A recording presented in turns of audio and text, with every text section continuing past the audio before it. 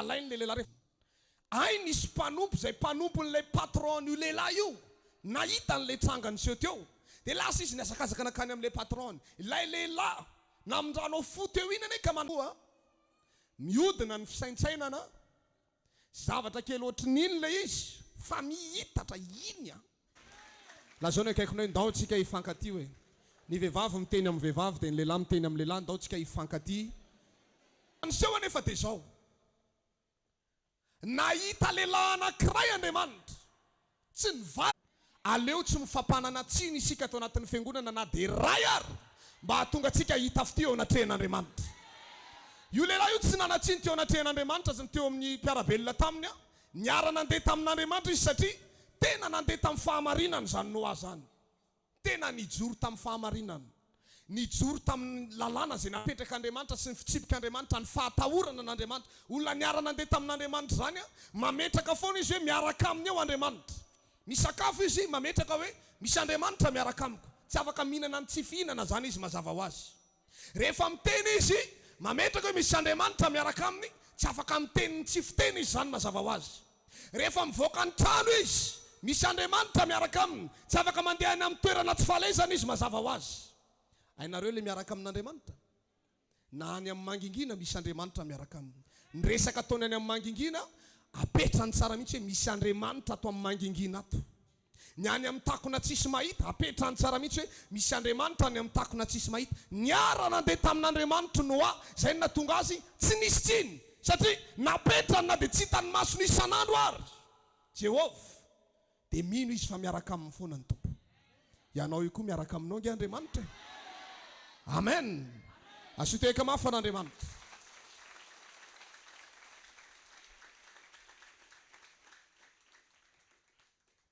niaraka tamin'Andriamanitra izy dia nasain'Andriamanitra nanamboatra samby fiaro Noa dia izao ny zavatra nytenenin'Andriamanitra hoe nanenina ozy izy no nanaovako ny olombelona andringana ny tany amin'ny safotrano a fa manamboary ianao samby fiara nasain'Andriamanitra nanamboatra samby fiara aloha Noa dia ataovy firina alebian'izy teo iny donc izy rehefa tsika vetivety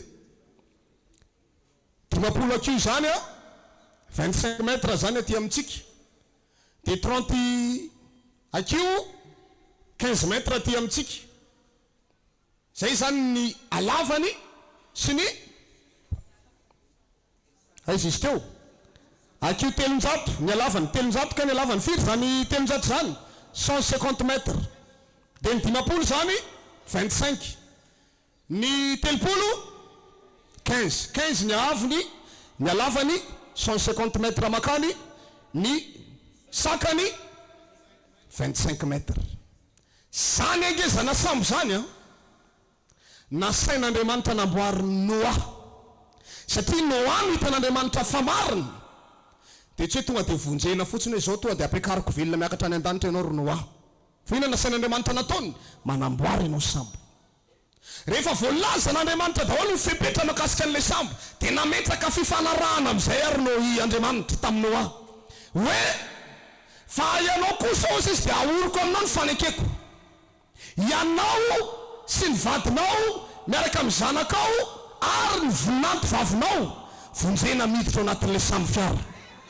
atao inona tsara hoe ravina malala vonjena miditra ao anatin'ilay sambo fiara raha vita Noa ilay sambo fiara voavonjy ny vadiny zanany voninanto vaviny dikan'izay Noa rery ihany no njoro tamin'ny fahamarinana nanamboatra an'ilay sambo izy no nametran'Andriamanitra an'ilay programme raha vita an'ilay sambo dia voavonjy hatramin'ny voninanto vavy isika reo nge misy antony nge misy to ianao rery zao ny resy lahatra ao anatin'ny tokantrano ao to tonga dia zany mihitsy daholo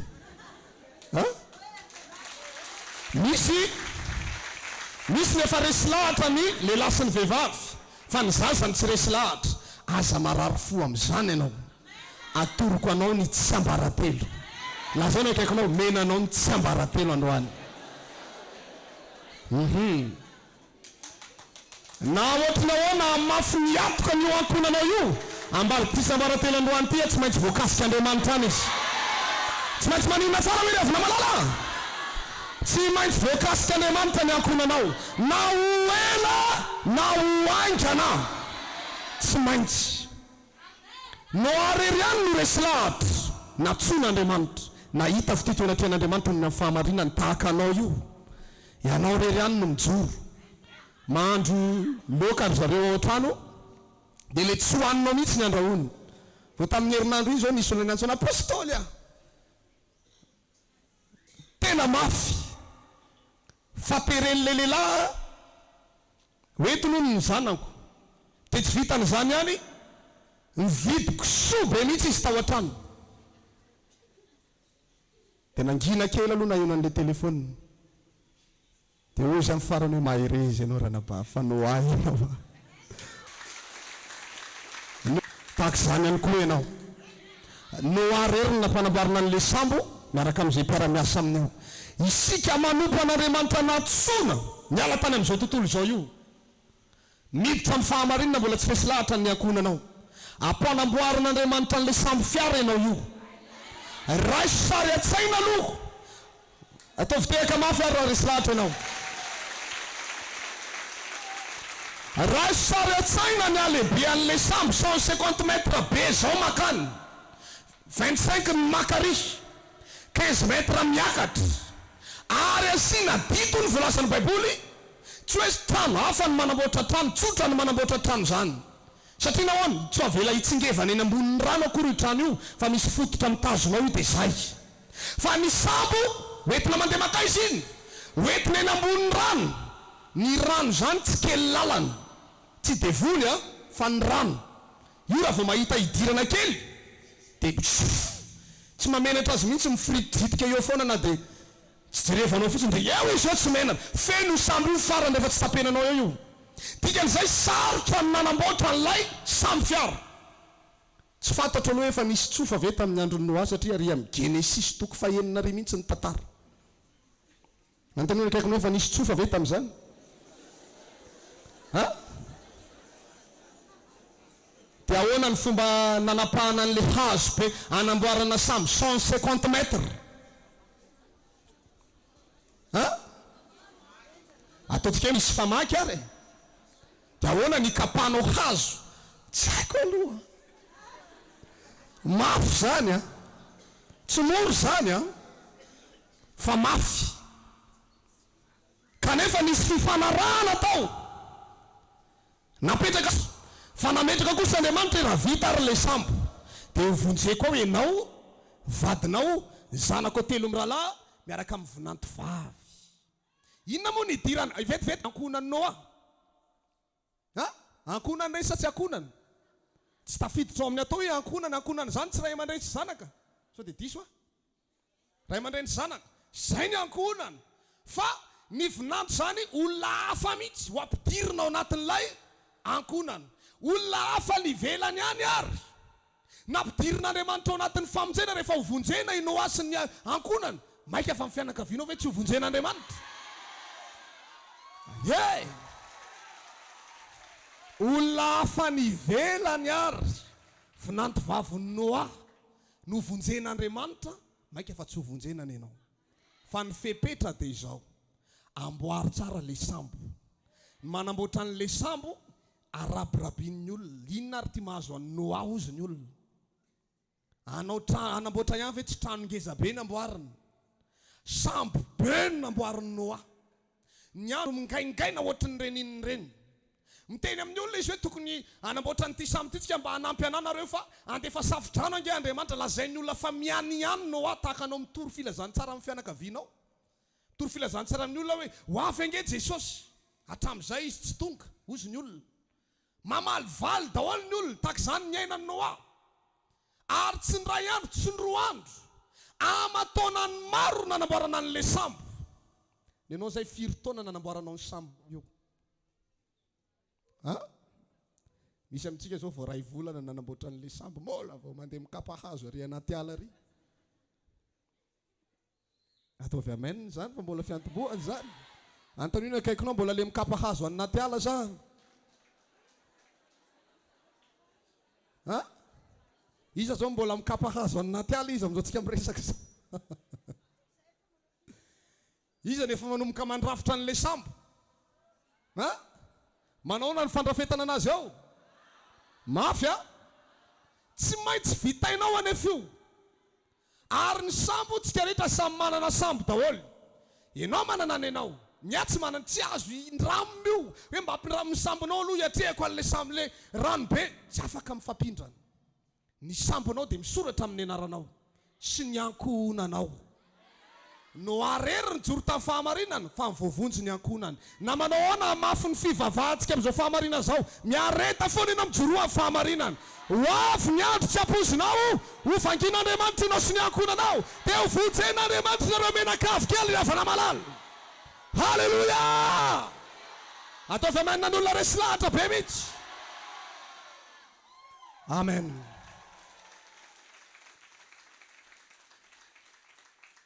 Izay ngeriavana mahatonga anay miaritra. Iaretana eto foana. Na iza ny resy lahatra na iza ny tsy resy lahatra. Fa matoky fandray androany ny fahamarinana sy ny fijoroanay amonjena ny fianakaviana ray manontolo. Dia ohatr'izay ihany koa ataonao manomboka androany. Ianao le Noa. Na manao ahoana mafy ny fijoroana amin'ny fahamarinana. Na manozongozona anao ohatrany ahoana ary Satana. Fantatry Satana ange fa havita ianao matonatsoan'Andriamanitra. Ho vitanao io sambo io. Dia tsy maintsy sakanany ianao. Tsy maintsy ataony inona hoe? Sakanany mba tsy ho vitanao le sambo. Satria fantatry Satana tsara mihitsy fa raha vao vitanao io sambonao io. Tsy ianao rery ange ny miditra ao anatin'io e. Fa ny ankohonanao ray manontolo. Mba antanio ny akaikinao mba mino ve ianao voavonjy ihany ny vadinao e? Ha? Voray ianao tsara ve aloha ny afatra entiny etỳ am-piandohana e? Ataovy amenina maresy lahatra tsara hoe? Amen. Dikan'izay ndao tsika rehetra hiaraka iroso amin'ny fahamarinana foana. Raha zao aloha ny mbola toerana misy atsika, aza malahelo amin'io ianao. Laha zao ny akaikinao hoe zao aloha ny tokantranontsika. Eo ambony fotakintsika no mipetraka. Mahafinaritra e? Ampianarina karazana fiainana mihitsy. Tsy hitanareo ara ny namakinana io ranomasina mena io fa misy ranomasina mena angety. Ranomasina mena ny teo fa dia saorana an'Andriamanitra ireo miaramila be dia be fa tena na lehilahy na vehivavy tena miaraka namaky ny ranomasina mena ary zareo teo a. Tena diraina ny tompo fa misy olona tena tsy miaingitraingitra zany fa tena miasa ary tena manao ny asa n'Andriamanitra amin'ny fony satria teo any an-danitra izy. Engany eo tsarovan'Andriamanitra ny fikelezantsika ireny ray androany. Halleluja. Zay vao vita tahaka izao io fa tsy ohatry izao ny etahan'ity toeran'ity teo. Fa eo mijery dia azo iainana ihany io aloha. Fa tena enjana teo. Ranomasina mena ao voadidiny ranomasina mena tsika tamin'iny herinandro iny. Fa nisy niezaka tao. Dia tsika rehetra manomboka androany a, hitantsika izao zavatra mitranga eto amin'ny firenena izao a. Ndao anomana ny ara-panahintsika isika. Amboary ny sambonao. Fa ny mpaminanin'i Jehovah ao tena miteny manandindindona azy mihitsy, misy zavatra manandindindona tsy fantatra mihitsy. Tsy voalaza ny mazava tsara le izy. Na zay koa raha mipara rehetra hoe inona ny zavatra hitranga. Satria ity zao misy an'ity cyclone ity a, dia efa misy cyclone anankiroa koa ano avy. Efa hita ary ngeza be mihitsy le izy. Vao maraina teo zay nijery an'izany. Teo za hoe dia ahoana i Betlehema ny Joda kely ry havana malala. Le aty ihany manko no mampiasa saina. Dia raha ohatra ka ho difitry ny rano Betlehema, dia ho aiza daholo ny mpino rehetrarehetra. Antanino akaikinao? Ha? Ono a? Raha difitry ny rano zany ty dia ety ihany tsika. Antanino akaikinao hoe sao dia ety ihany ianao rery aloha efa. Ha? Iza ny ety ihany? Misy tsy manangatana anao tsy eto ony izy. Ha? Jereo kely ny akaikinao efa manino izy ny tsy manangatanana? Ha? Andriamanitra ne hitahantsika rehetra rehetra. Asiteka mafy an'Andriamanitra.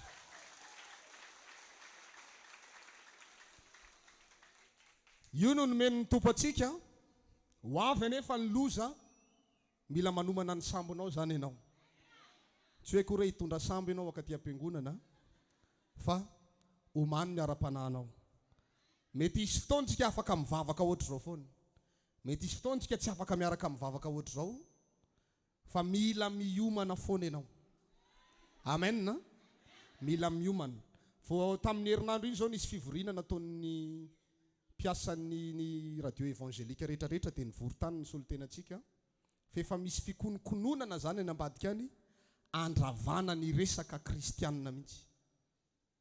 Dia miezaka mivondrona zany ny évangélika rehetrarehetra mba hatanjatanjaka arak'izay tokony ho izy ahafahana manohatra an'izany. Fa efa ezahana ravana ny fijoroan'ny radio évangélika. Dia ahoana ianao amin'izany? Na misy radio na tsy misy radio mbola hivavaka foana ve? Na dia tsy misy manaitaitra tsony ary isaky ny amin'ny fito hoe ianao efa tenenina foana. Dia ahoana mbola hivavaka ihany? Ha? Isan'ny teny za mbola hivavaka foana nompo an'Andriamanitra. Azitehaka mafy an'Andriamanitra. Miomakomantsika ny amin'izany fandringanana izany satria tsy haiko nahitatsika ny renirano Sisone moa. Efa manomboka miakatra tena miakatra dia raha mbola tratrana siklôna anankiray mafimafy zany raha vaky eo ao zao efa misy olona tokantrano firina efa miala tamin'ny trano nefa difotra ka raha vaky eo dia ty vonoara baktemy marina. Fa engane ianao zany mandrapatonga an'izany fotoana zany mba hahita fiteo anatrehan'Andriamanitra amin'ny fahamarinana. Dia androany zany manafatra antsika rehetra fiangonana ahitsio eo anatrehan'Andriamanitra ny lalanao manomboka eto. Tsy fotoana intsony zao ilalaovana fahotana. Tsy fotoana intsony zao ilalaovana faharatsiny. Fa fotoana iverenana amin'ny fahamarinana zany zao.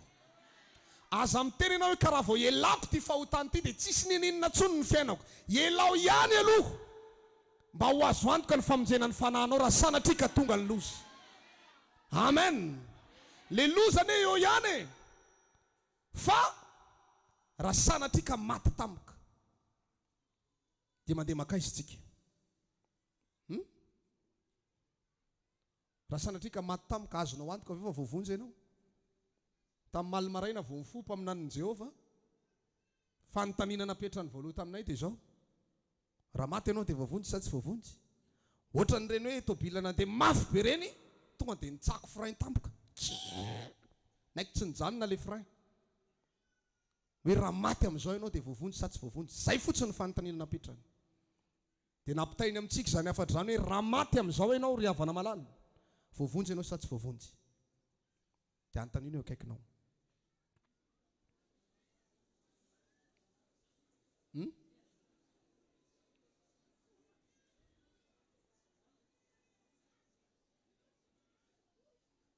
Matoa zany afatra zany tonga eto misy zavatra ho ataon'Andriamanitra ambadika an'ity toriteny ity dia ianao sika rehetra hiaraka hanitsy ny lalantsika manomboka eto. Aoka ho Noa ianao eo anatrehan'Andriamanitra hitandrana ny fahamarinana rehetra. Eo amin'ny andininy 2:20 amin'ny toko 4 dia milaza hoe ary nataony Noa izay nandidiny Jehova azy. Ianao asaina mandeha mitandrana sabata mandeha mivavaka ty io manamboatra sambo ianao amin'io. Ianao asaina mandeha mitandrana ny fetifity io manamboatra sambo ianao amin'io. Ianao tsy asaina mihinana biby maloto io manamboatra sambo ianao amin'io. Ianao asaina manao sarin-doha, manao robilavo, manao bobo, manao akanjo masina mandeha na matorina amin'ny fo manao sarin-doha foana manamboatra inona ianao amin'io? Manamboatra sambo. Ianao tsy mamono olona io manamboatra inona ianao amin'izany? Ianao tsy mijangajanga io manamboatra inona ianao amin'izany? Ianao tsy mangalatra io maninona ianao amin'izany?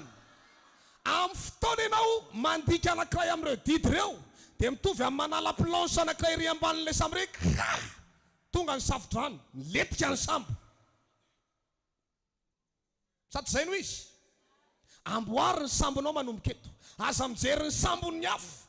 Rehefa tsy anamboatra ny sambony izy aleo any fa ny anao amboary tsara mba tsy hidiran'ny rano rehefa tonga ny safodrano.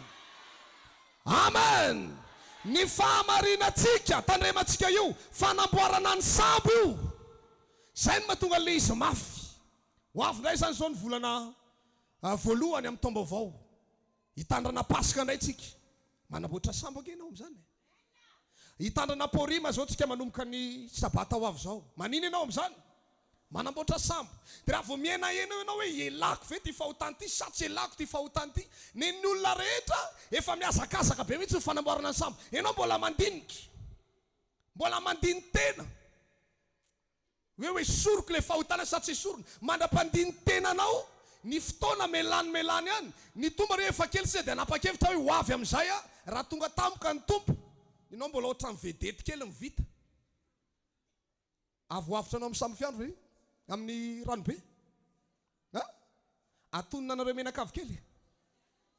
Io ange izay sambo amboarinao ihany nitengenanareo menakavy rehefa tonga fotoana. Ka raha vedety kely no itengeninareo menakavy, firy mianaka nareo ao? Dia raha isaraitsaina hoe ho tonga tray izy io. Misy an'le efa nitaingina lakany reny tsika, le lakana kely le voiziny reny. Dia ohatran'ny hoe ampoziny reny efa tengenana. Ohatran' niny sisany tsy miletika. Any anatin'le rano dia misasasasa kely eo, raha misy voay amin'izany dia raharaha be. Zay no natonga n'Andriamanitra toa dia nanamboatra sambo be. Dia natao any anatiny any mihitsy no hamenakavy. Tsy misy atahorana na dia kely azy.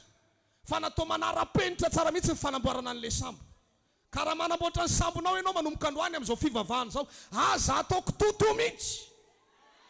Arovo ny teny alokon'ny vavanao mba tsy hampiditra rano amin'le sambo. Arovo ny zavatra ataonao mba tsy hampiditra rano amin'le sambo. Azonao ve ny tian'Andriamanitra ambara? Lazaina akaikinao amboarina ny sambonao manomboka eto. Amen. Rehefa vao homanao ny sambonao tsy matahotra loza zany intsony ianao fa zay mitranga rehetrarehetra eo vonona ianao hiatrika an'izany rehetrarehetra zany. Amen. Eo amin'ny toko fahavalo dia milaza hoe, ary Andriamanitra hozy ny voalazan'ny Baiboly, nahatsiaro an'i Noa sy ny biby rehetra amin'izay izy. Tao anatin'ilay fotoana nandefasan'Andriamanitra ilay fandringanana zany tsy nalala niza mihitsy Andriamanitra. Satria efa namoaka fepetra izy tamin'ny Noa hoe manamboara ianao an'ilay sambo. Azonareo tsara ilay izy dia miditra ao nareo menakavy kely. Dia efa vita Noa zany zay nalefan'Andriamanitra ny sambo fiara. Tsy nijery an'iza tety ambonin'ny tany intsony izy rehefa tonga ilay fandringanana. Fa afaka andro maromaro taty aorianan'ilay sambo fiara, le ranobe, dia hoy ny voalazan'ny Baiboly hoe nahatsiaro an'i Noa amin'izay Andriamanitra. Aty aoriana izay vao nahatsiaro an'i Noa Andriamanitra rehefa tapitra ilay sambo fiara. Ny fahamarinan'i Noa sy ny zavatra nataon'i Noa teo amin'ny fiainany, iny ny tsaroan'Andriamanitra. Hitantsika tsara io fahamarinana ijoroantsika io, fiazakazahantsika io asan'Andriamanitra ataontsika tsy raraka tany zany ange io. Amin'ny fotoan-tsarotra anankiray tsaroan'Andriamanitra foana io fotoana io. Ka na enjehan'ny olona na tsy manana renao esoeson'ny olona amin'ny fivavahana, aza miemotra zany fa ny fijoroanao ho tsaroan'Andriamanitra io ndray androany. Averika ny ho tsaroan'Andriamanitra io. Andriamanitra mahatsiaro fa tsy manadino. Rehefa miatrika ady rery ianao dia mahatsapa ohatrany tsisy olona manampy anao zany. Fa Andriamanitra mahatsiaro anao. Fa ny zavatra apetraka androany dia zao, amboary tsara ny sambo. Amen. Amboary tsara ny sambo. Ny hoe za manana ny maizy ana, za ny anatra be, za ohatr'izao, za olona ambony, mba samy ohatr'izany daholo. Fa rehefa miditra amin'ny fivavahana dia miara-manitry tena daholo manamboatra sambo. Tsy misy hoe za manana ny maizy ana dia za tsy hanamboatra ny samboko. Very amin'izany ianao. Lazao ny akaikinao, very amin'izany ianao. Fa amboary ny sambonao. Reny anjara fanapahana ataontsika reny, maninona ianao amin'ireny? Ataovy heno tsara raha lasirana bavy maninona tsara hoe? Dia nanahoana impiry ianao zay tsy nanamboatra ny sambonao? Impiry zay le sambony tsy namboarina ry havana malalana nanomboka vita batisa ianao?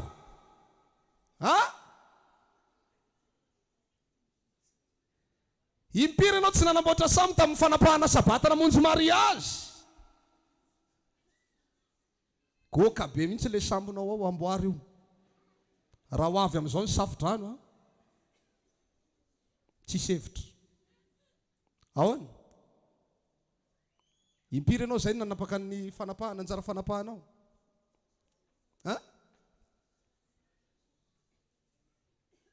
Bantany io akaikinao io. Fanamboarana sambo ange reny. Impiry ianao nanapaka an'ireny fety ara-baiboly ireny. Impiry nasambo ange reny fandehanana mamonjy fety reny. Manomboka eto tsika rehetra, aoka tsika rehetra ho matotra tsara amin'izay amin'ny fanompony.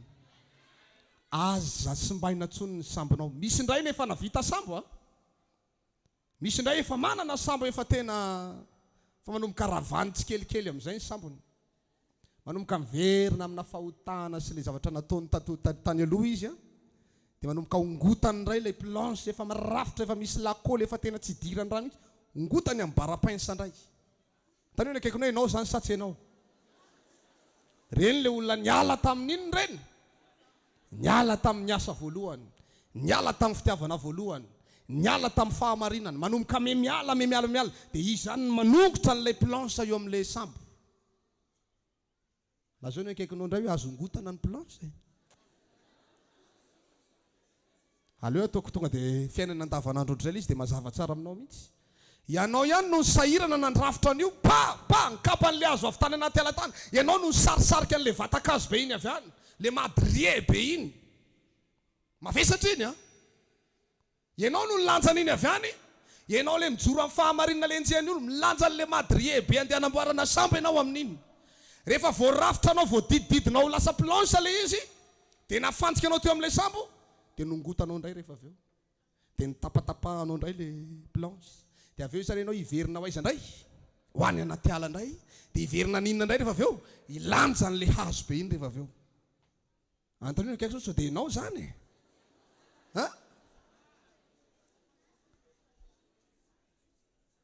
Ny any arindrina any antony tsara ny akaikinao sao dia ianao zany hoe.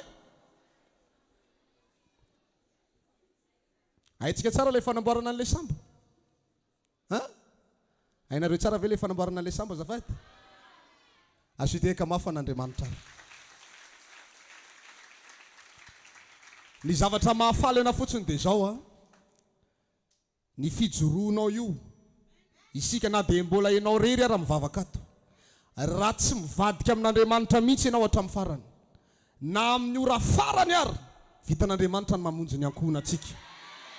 Ka aza malahelo mihitsy ianao zany hoe mbola tsy resy lahatra ny vadinao na ny zanakao.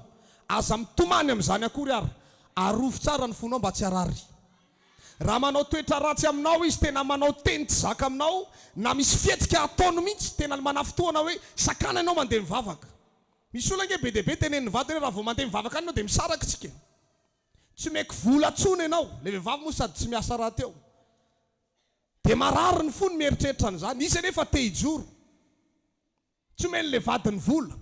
Ary misy raha sasany roahany vadiny sy ny rafoza mihitsy. Hoe ndana mandeha any. Dia lasa le ranabavy. Satria tsy atakalo ny fivavahana mihitsy ny vadiny sy ny rafozany. Misy olona mijoro ange eto amin'ity fiangonana ity. Nafony any daholo ny zanany, ny vadiny, noho ny amin'ny fahamarinana. Satria tsy avelan'le vadiny sy ny rafozany izy mivavaka izy. Dia ozy le vadiny hoe tazomoka aty daholo ny zaza raha vao mbola mandeha mivavaka any ianao. Inona nataon'le ranabavy? Lasa izy nandeha. Eto zany vehivavy zany. Mba aiza amin'izany ny fijoroanao? Mba aiza amin'izany hoe? Fa misy olona tena mijoro ato anatin'izao fiangonana izao. Dia za zany eto mampahery antsika rehetra, ajanony ny fahotana manomboka izao. Ajanony rehefa fahotana manomboka izao. Ataovy amenina maresy lahatra tsara. Tsy manao amenina mirehadrehetra mihitsy ka rehefa miresaka fahotana e. Tanareo tsara zany. Nga tsy hanamboatra an'ilay sambo e. Ka tsy maintsy miala nge fahotana io dia tsy mitete ny sambonao raha lasa ranabavy malala e. Ataovy amenina mirehadrehetra tsara mihitsy. Amen.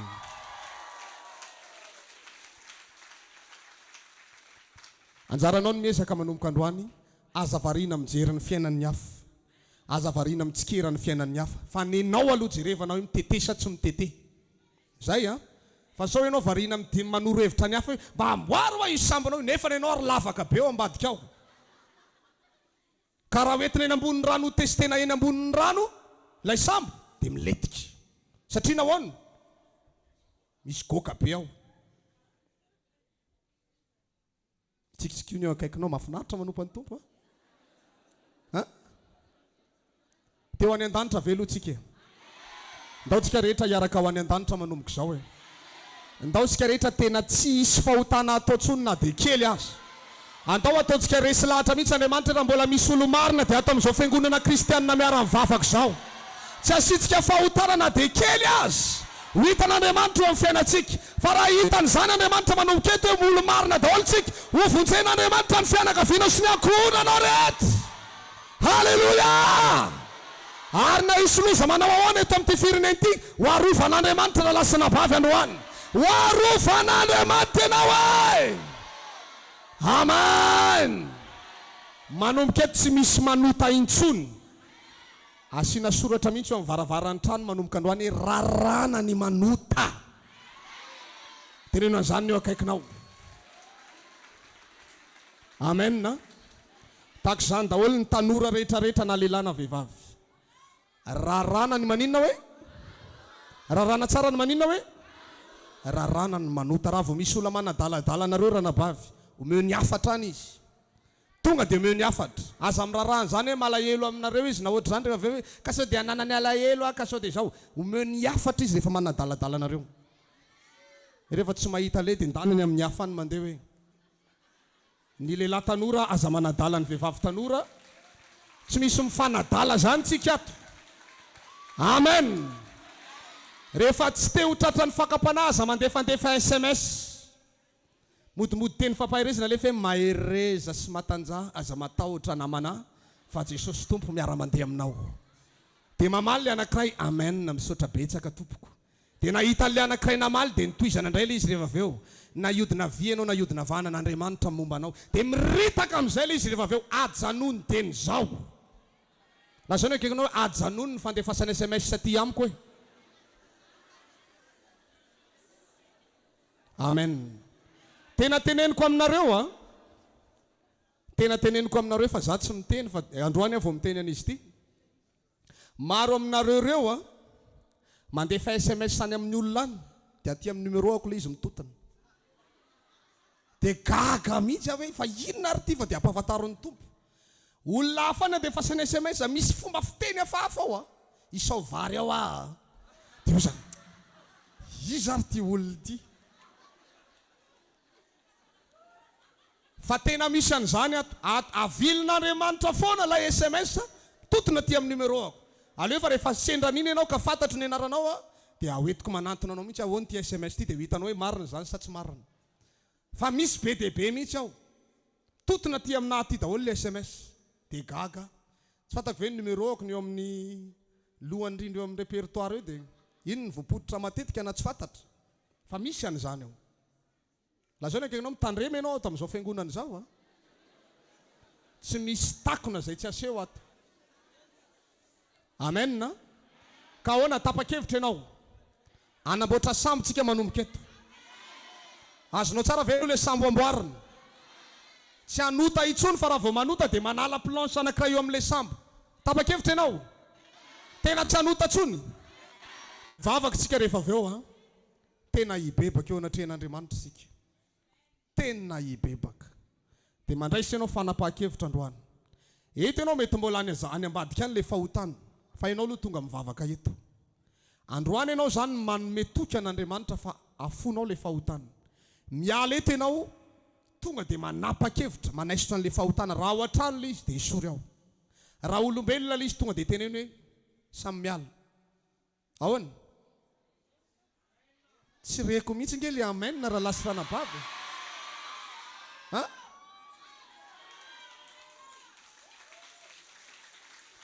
Hitondra fanoharana farany indray ary aho anazavako azy. Eo amin'ny 1:40 amaranantsika azy. Le toko fahiny 1:40 vakinareo tsara ty a. Amin'ny anaran'i Jesosy. Ary simba ny tany teo anatrehan'Andriamanitra sady enin-doza. Dia hitan'Andriamanitra ny tany ka indro efa simba izy. Fa ny nofo rehetra samy efa nanimba ny lalana. Nanimba n'inona hoe? Manimba n'inona tsara hoe? Inona tsara hoe ravana? Mahafantatra lalana tsara daholo tsika. Ha? Mandeha eny an-dalana zany ianao. ohatra ty le lalana. Dia ianao mandeha amin'ny fahamarinana io zany mandeha tsara amina lalana. Dia amin'ny fotoana ianao manota dia simbainao le lalana. Raha ray taona ianao milomano anaty le fahotana, lavanao eo le lalana ka. Ianao ihany mandavaka le lalana. Roa taona ianao anaty le fahotana, goay ihany ny lalana e. Telo taona dia maninona ihany ianao amin'izay? Goaka le lalana. Andingana amin'izay ianao rehefa avy eo latsaka ny anatin'le lalana, goanao. Matetika reny fahotana ataontsika reny ihany manimba an'le lalana. Andriamanitra manokatra lalana, ohatrany tamin'ny voaloham-bolana zao tsika ny tenin'Andriamanitra dia hoe anokatra lalana Andriamanitra. Misokatra ny lalana ao anatin'ny Fotoam-Bavaka. Dia mandeha amin'le lalana daholo le mpino. Ny alatsinainy iny na talata ny alarobia manota izy, simbainy indray ny lalana iny. Dia mangataka amin'Andriamanitra, Andriamanitra anokafy lalana, ka le lalana raha sokafana. Nefa le fahotana tsy elana. Dia simba zay lalana sokafana eo. Anokafana lalana ato amin'ny avia ato. Avia sa havanana ny ato? Havanana. Dia simba le lalana satria manota le olona. Manokatra lalana indray ato amin'ny avia satria manota le olona. Dia manao ahoana? Manao ahoana rehefa avana malala? Simba le lalana. Lazao ny akaikinao, rehefa manota ianao dia ianao ihany manimba an'le lalana. Zany ve tsy mitovy amin'ireny le mpiasany ohatra hoe kolasy na inona daholo ireny mpanamboatra lalana nazo fifanarahana tamin'ny fanjakana izy anamboatra lalana, ohatra hoe iny lalana makany Amazonga iny ohatra ny tapaka ny lalana makany manko. Dia misy société be zany dia manamboatra le lalana. Dia fanamboarana zareo le lalana, misy dépense ao anatin'le fanamboarana lalana. Misy herin'ny lanina tao dia efa voalalitra tsara, efa mirafitra tsara iny ny goudron vita tsara mihitsy le tetezana be iny. Dina zay ny nataony zareo, narodany napoakany tamin'ny dinamita indray le tetezana. Na le lalana le goudron mbola malemilemy tsara iny, tonga dia nandihizany zareo menakavy indray. Dia simba le lalana. Iza maty antoka amin'izany? Zany ke le endrikendriky le manimba lalana e. Ka raha vao manota zany isika dia maninona zany tsika amin'izay? Ianao mieritreritra ty azo asa tena manana ny maizy ianao, nefa simbainao le lalana mandeha makery amin'le asa. Ho tonga ere ianao sa tsy tonga? Reraka manamboatra lalana, amboarina dia vita, dia simbaina indray. Dia eo fotoana tokony efa navitano nandeha nakary, mbola manamboatra lalana foana. Tamin'ny 2012 nanamboatra lalana, 2013 manamboatra lalana, 14 lalana, 15 lalana, 16 lalana, 17 mbola inona ihany, 18 mbola inona ihany, 19 mbola inona ihany, 20, 21, 22, 23. Amin'io le lalana tsy hoe lalana mba miovaova, fa eo amin'le lavaka eo ihany. Dia amboarina dia eo ihany ny amboarina, dia amboarina dia eo ihany ny simbaina. Leo ianao farany, kivy le olona, verin-dalana izy satria nahoana? Tsy miova mihitsy ny fiainany. Izy le tamin'ny 2012 mbola izy ihany ny 2022. Eto ve izay olona izay? Tsy eto izy. Lazao ny akaikinao aza simbaina ny lalanao. Raha te handeha haingana ianao ary ho tonga haingana any amin'ny tanjonao. Maro amintsika rehetra eto miandrandra valim-bavaka, androany sokafantsika ny lalana eo anoloanao. Ho tonga haingana any amin'ny valim-bavaka omen'Andriamanitra anao ianao. Ho tonga haingana any amin'ny fitahian'Andriamanitra ianao. Ho tonga haingana any amin'ny tanjona izay irinao ianao. Ambadika ty afatra androany ty, maro amintsika no asanat'Andriamanitra any amin'ny toeram-piasana. Satria tsy ho simba intsony ny lalana. Amen. Misy amintsika eto herinandro dia ho tratrantsika izany tanjona izany. Misy ray andro ary dia ho tratra ny tanjona satria hibebaksika androany anamboatra lalana. Lazao ny akaikinao, anamboatra lalana tsika androany. Ahoana vonona ve ianao? Tena hiala amin'ny ratsy rehetra? Sandrato ary ny tananao dia misaorana Andriamanitra any amin'izany afatra izany.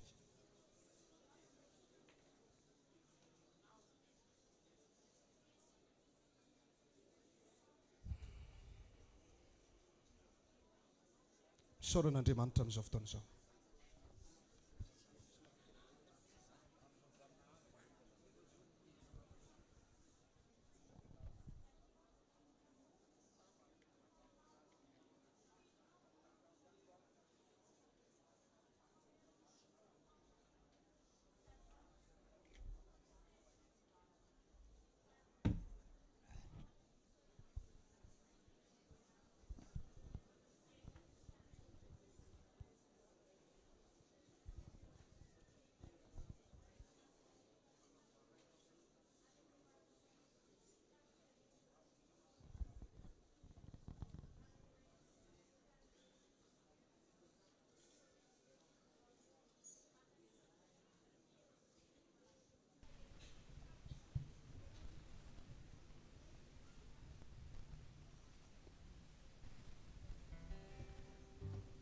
anao ny fanatitra faharoan'Andriamanitra isika. Dia ataontsika ao anatin'izany ilay raha hoe mandrenesy ianao Jehova ao. Mandrapahavitan'ny fanatitra.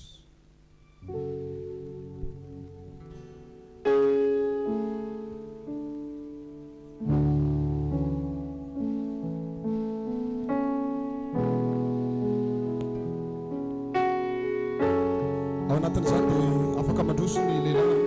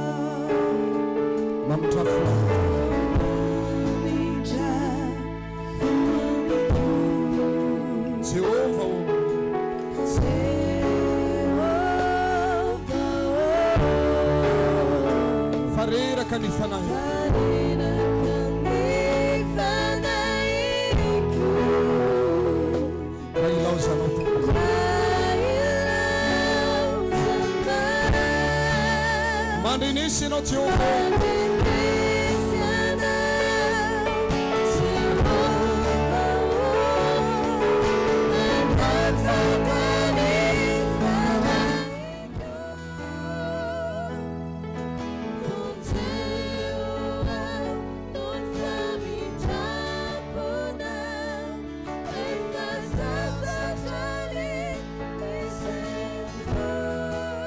Mandrenesy ianao Tompo.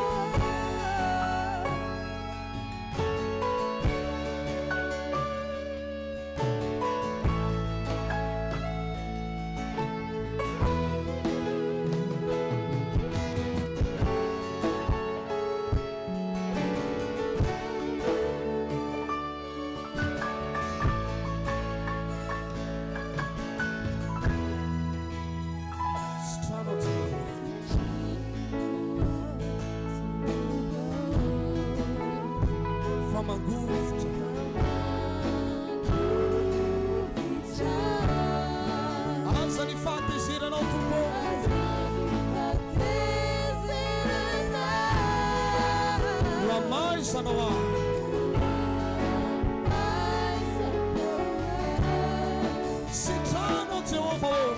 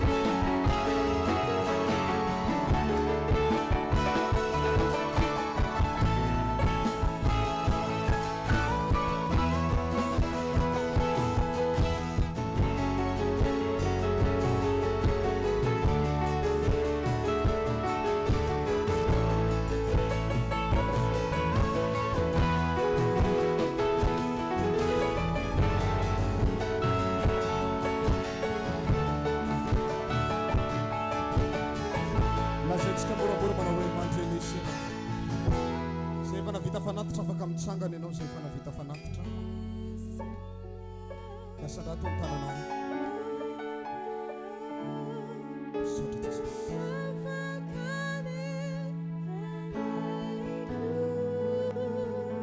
Vonjeo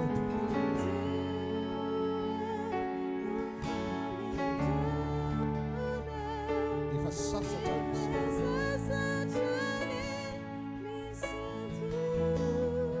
mandrenesa ianao tompo.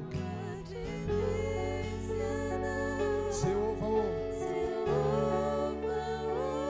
anafaka ny fanahy.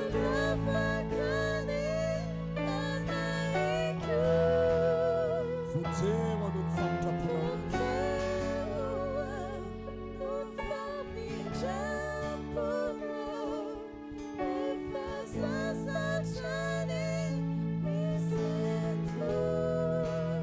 Alefatsika mandeha ny fekira ao anatin'izany. Ataontsika rehetra samy saintsaina daholo androany. Fantatrao tsara mihitsy tsy fatanteranao. Aoka ianao andray fanapahan-kevitra amin'ity sabata ity androany. Anitsy ny lalantsika eo anatrehan'Andriamanitra isika androany.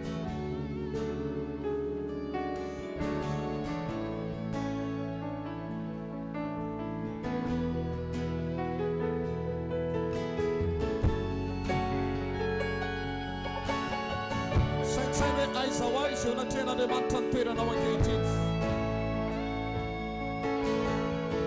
Alohan'ny hidirantsika ao anatin'ny vavaka fibebahana eo anatrehan'Andriamanitra.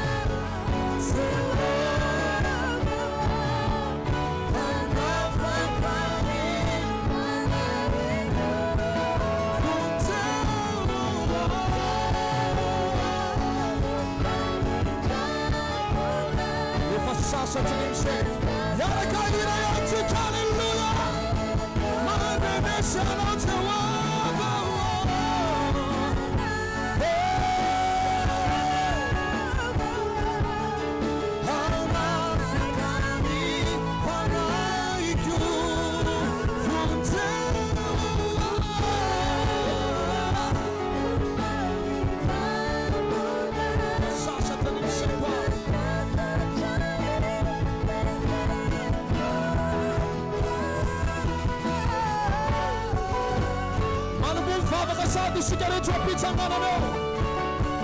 Querer abrir manto. Vai tu vilisai. Vai tu ficar na tua tupo. Sai. Sabe Vavaka shik.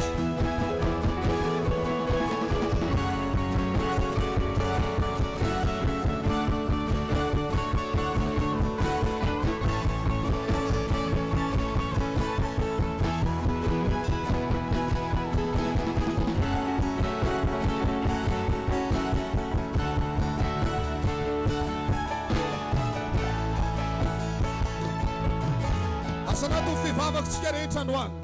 Ndao iantsoan'Andriamanitra tsika hiaino atsika. Hiaino fivavaka sy ny fibebahana ao asanantsika amin'izao toerana izao. Samy mivavaka mafeona ten'Andriamanitra androany. Hatrany amin'ny emba rehetrarehetra.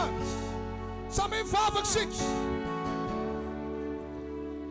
Ndao anatona an'Andriamanitra isika androany.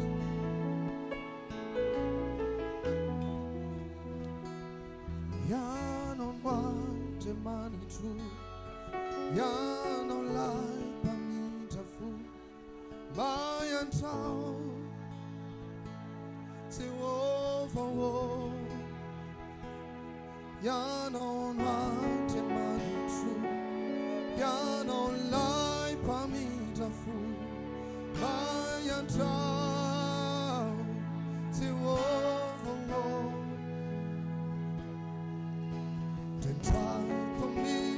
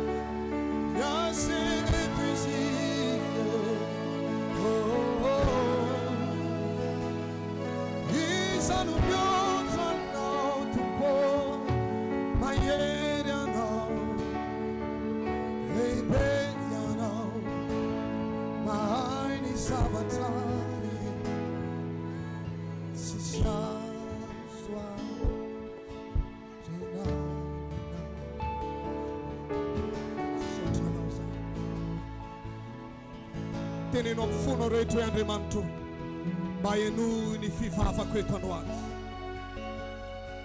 mba enoy ny fivavako eto androany. Halleluja.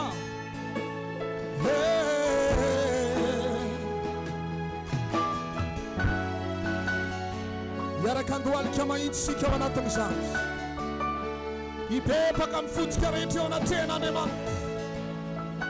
Taontsika rehetra iaraka nandratarana dia hibebaka amin'ny fotsika eo anatin'izany fekiry izany. Fibebahana tena olona vonona iovana ataontsika eto, anamboatra lalana vaovao eo am-pandoliana isika, dia hibebaka anamboatra lalana vaovao miaraka amin'Andriamanitra indray. Halleluja.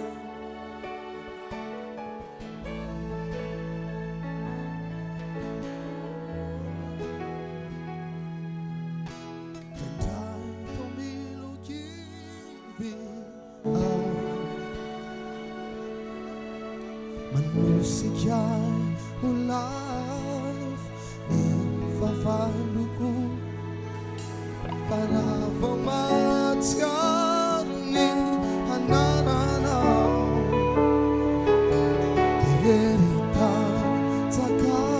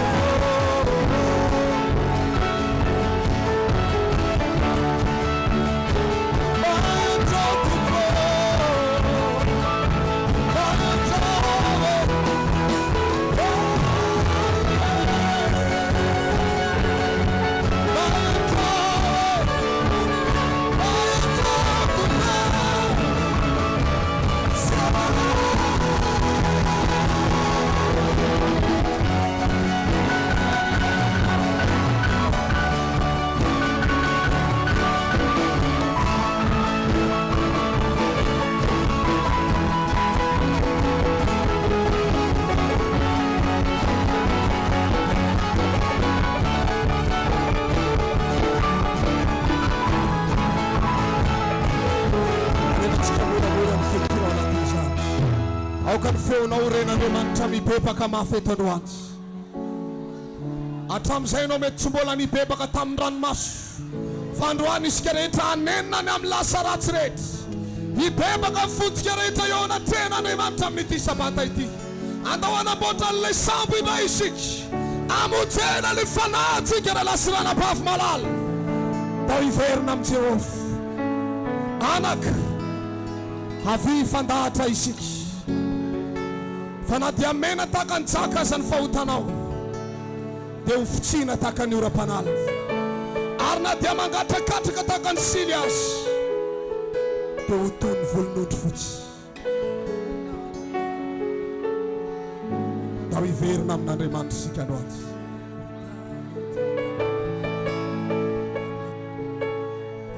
Ndao hiverina amin'Andriamanitra isika androany.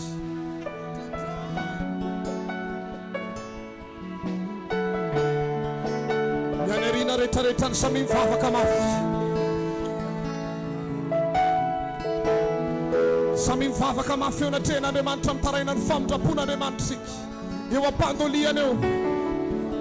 Taontsika rehetra tsisy anamary tena zany, fa iaraka iverina eo anatrehana Andriamanitra avokoa isika rehetra. Hibebaka hiantso an'ilay Jehova ampaharan'ny lanitra sy ny tany. Oh Andriamanitra, aiza ianao? Aiza ianao Jehova? Rehetra izay manantona anao amin'ny fona rehetra ankehitriny Tompo. Aza lavinao izany, aza afonao izany. Masina ianao Jehova, eny ny fitarainana eto amin'izao toerana izao anio. Tsy mba manana Andriamanitra afa-tsy ianao izay Tompo. Aza lavinao izay Jehova, aza mafoy anay ianao Jehova. Andriamanitra velona mandrakizay eo, matsarovy ny fahamarinana teo anatrehanao. Tsarovy izao fiangonanao izao Tompo, tsarovy Tompo malala androany. Aoka tsy mifatezeranao no ananananao anay. Maiantrao izay raka ny ampeny famindram-ponao Tompo. Miantso famojeny eto anatrehanao a Jehova. Mampitafo amin'izao fiangonana izao Jehova. Ho any amin'iza moa izay Tompo. Aza ilaozanao izay Jehova. Rileray mpamory sy mpananatra anay eo. Maiantrao izay Tompo malala. Mamela helika anao Jehova. Ho any amin'iza moa izay Tompo malala. Rehetra izay mandohalika eto anatrehanao ankehitriny, taraina ny famonjenao ankehitriny Tompo. Miverina eto anatrehanao Jehova. Miverina eo anilanao Jehova.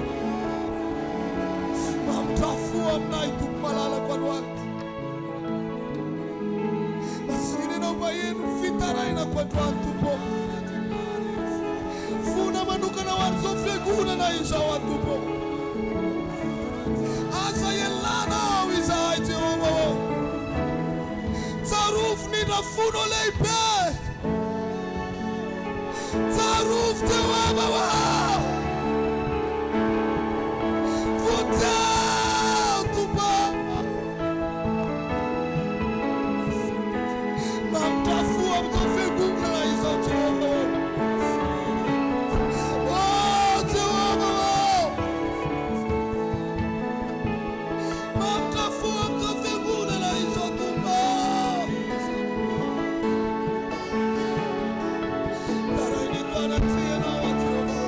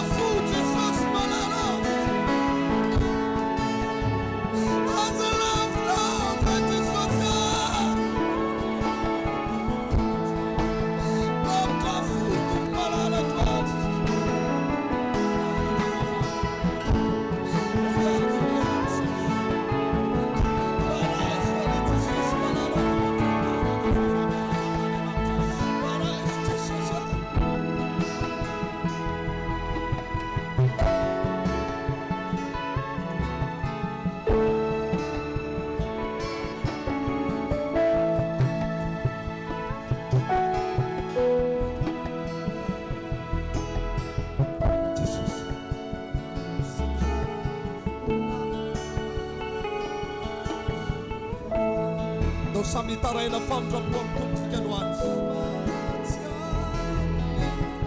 Samy mivavaka mafy. Samy mivavaka amin'ny fony mihitsy androany.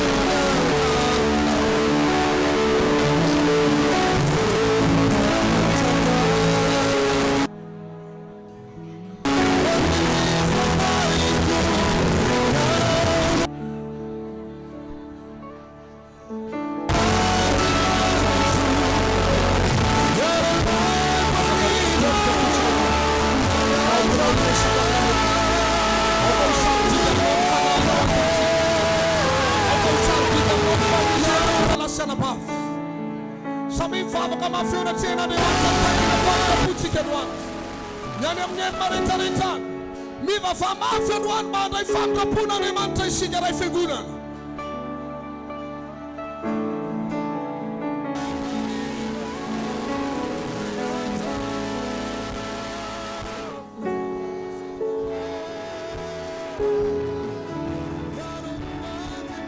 Manatona amin'ny seza fiandranany fahasoavana androany. Tsarovo ny firetanao fahiny.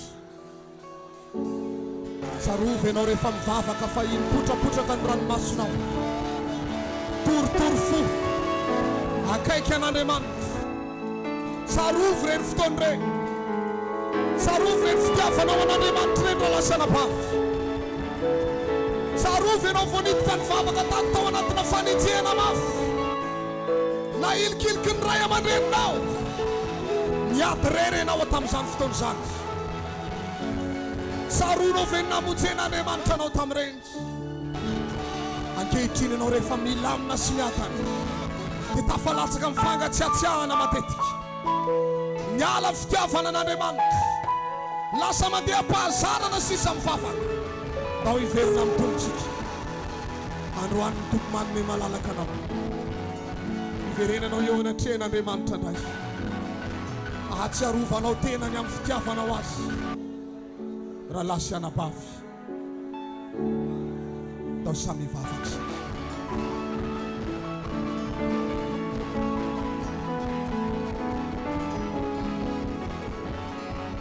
Raha sitraka andao iaraka anandran-tanantsika dia hiantso an'i Jehova androany. Hoe Jehova ao mamitafo amiko. Atso mafy ny anaran'i Jehova ao anatin'izany. Atso mafy ny anaran'i Jehova androany. Jehova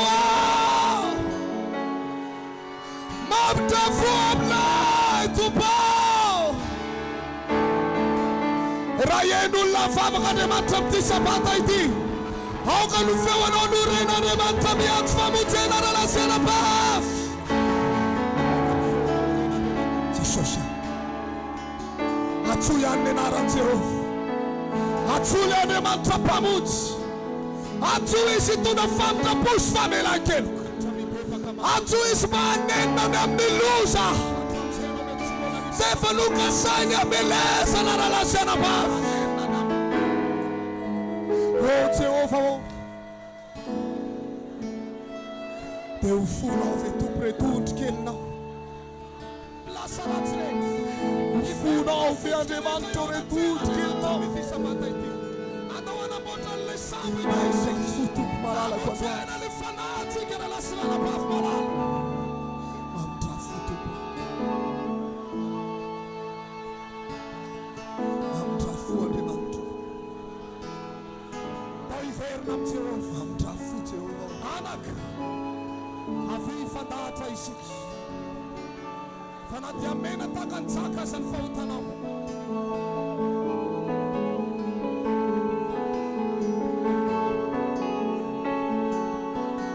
Mino fa mbola afaka mivavaka mafy noho izany ianao. Mino fa mbola afaka mitaraina mafy noho izany ianao. Mbola afaka mikika famonjena mafy noho izany ianao. Aoka ianao hiantso an'i Jehova hitondra famonjena ihany. amlelah tokoy vavaka mafimafy ala malala. Atso mafy Andriamanitra hamonjy antsika eto androany. Oh Jehovah.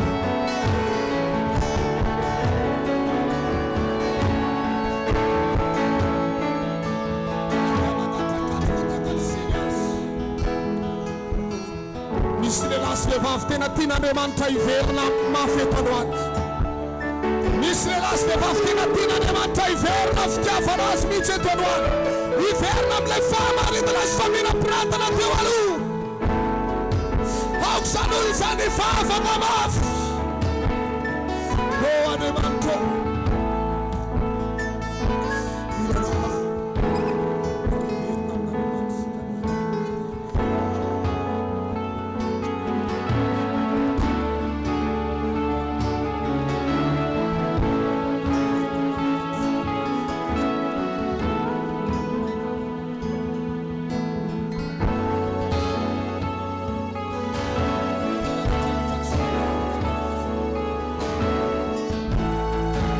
Misy olona mbola afaka mahery mivavaka eto.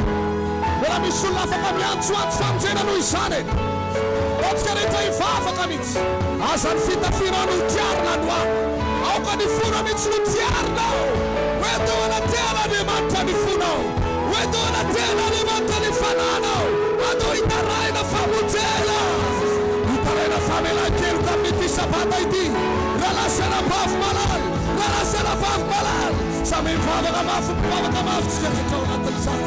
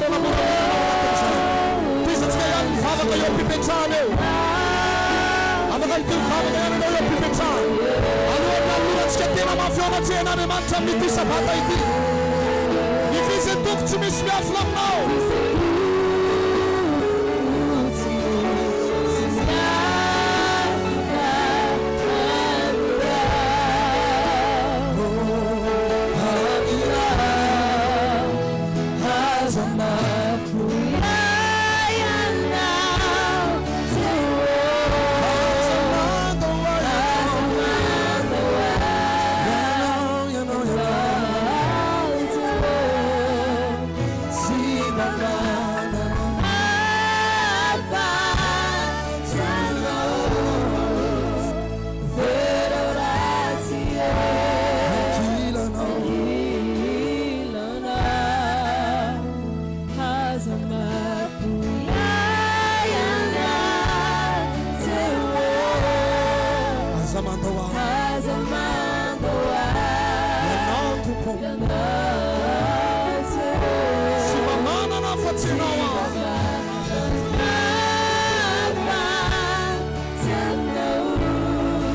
ratsy eo ianao. Miaramira dolontsika rehetra ao anatin'izany. Ny tompo eo anatry ianao. Ny tompo eo anatry anao ny fanina.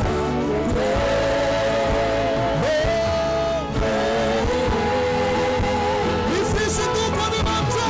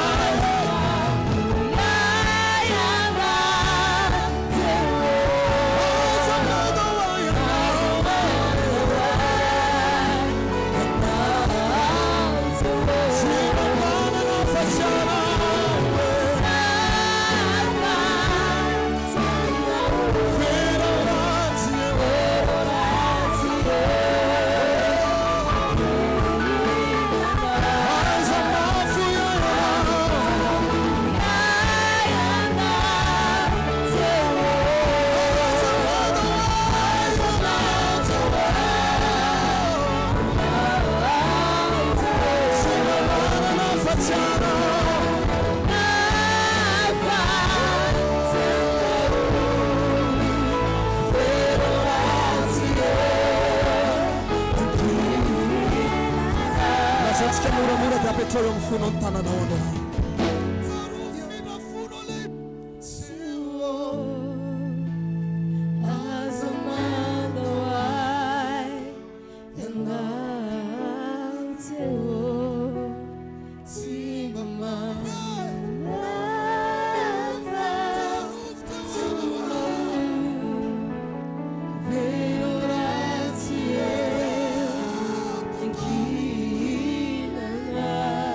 Moramora ny fekira ao anatin'izany.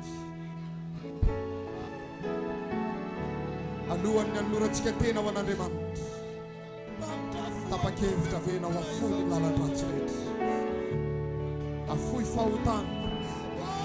Anio ihany dia hiala amin'izany ianao, ary anilika ny fahotana hiala lavitra ny fiainanao mihitsy.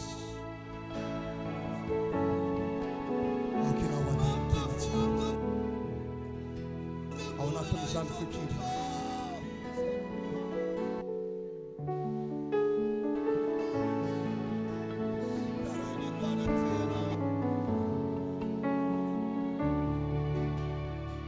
Dia hita olo marina ao anatin'izao fiangonana izao Andriamanitra, tsy manan-tsiny fa mandeha mahitsy amin'ny fahamarinana.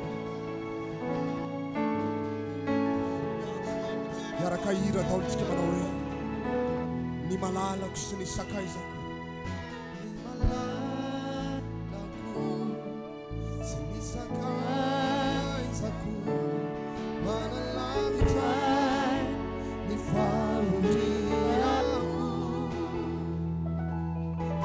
mamelapandrika zay mitadinya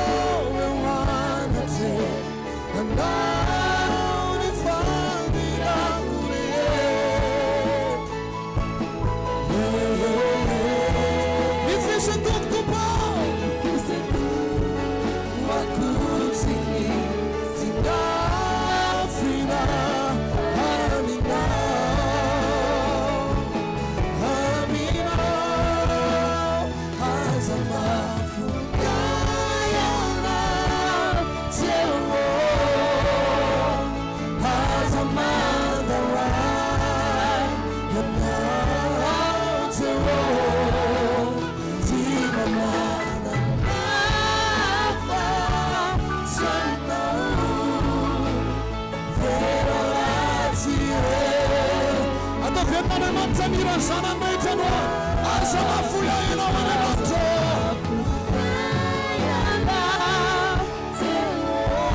asa madawae yana tupo simana nafachana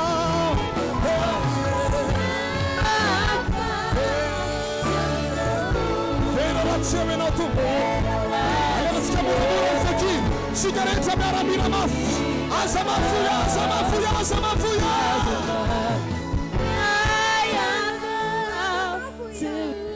ato venna le mantan feo sigaretta no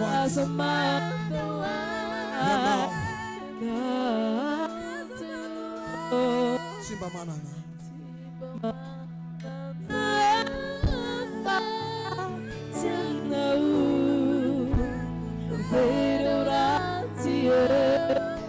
Arriva ci chiamura mura al fekira del sanna le pira sigaretta miara mira tola asa mafuya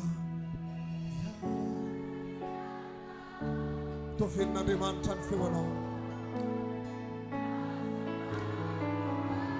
ya no Jehovah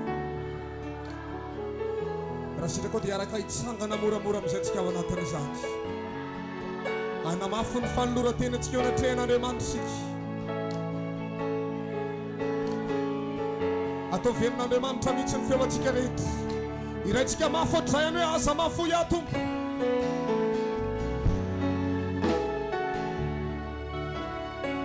asa mandaoay Tompo ianao tsy manana fatsianao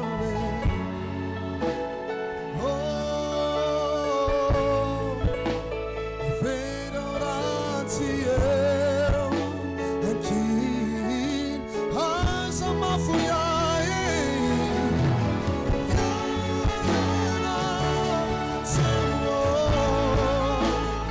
asa mandaoay ianao Jehovah simana na fatsiana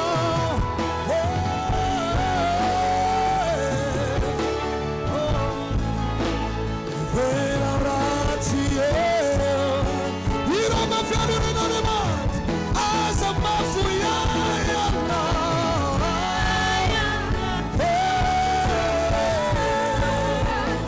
asa mandaoay ianao Tompo simana na fatsiana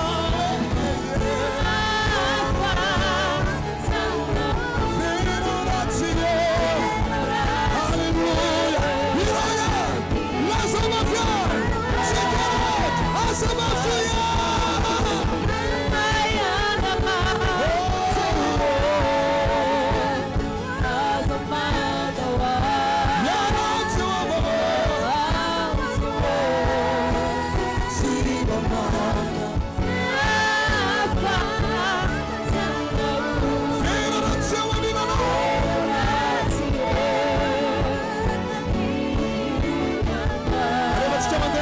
dia avozo eo anatrehan'Andriamanitra ny fanoloran-tenanao avozo eo anatrehany ny fanoloran-tenanao teneno ny Tompo androany fa vonona andeha amin'ny fahamarinana ianao teneno ny Tompo androany fa amin'ny fahamarinana no anomponao azy manomboka eto aza varina mijerijery olona intsony ianao aza varina mitoditodika aoka ianao hivavaka mafy eo anatrehan'Andriamanitra amin'ity ano ity rasana vavy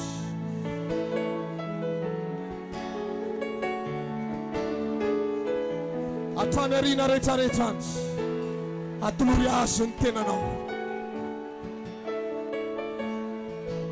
atolory azy ny fiainanao androany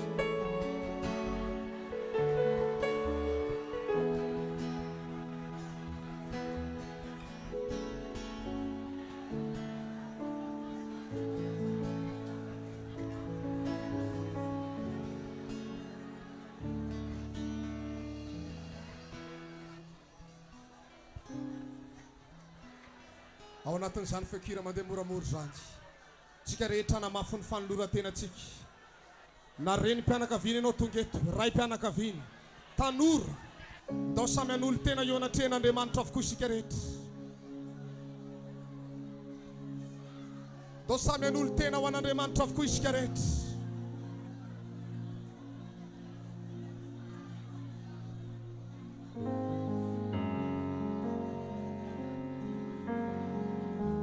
teneniny tombo fatapa-kevitra ianao hiala amin'ny ratsy. Iverina amin'ny firehetana indray. Iverina amin'ny fahamarinana indray. O Jehova.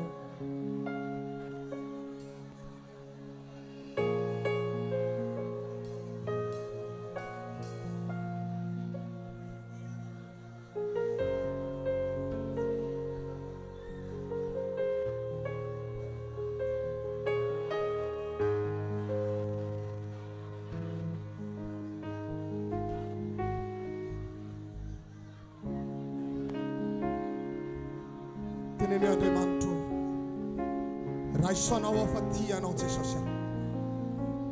Atolotra anao ny andro sisa iainako. Ny androm-piainako sisa dia andehanako mahitsy eo anatrehanako. Teneno izy tsy hanota intsony a Tompo. Tsy hanota intsony a Jesosy. Tsy hanota intsony Tompo.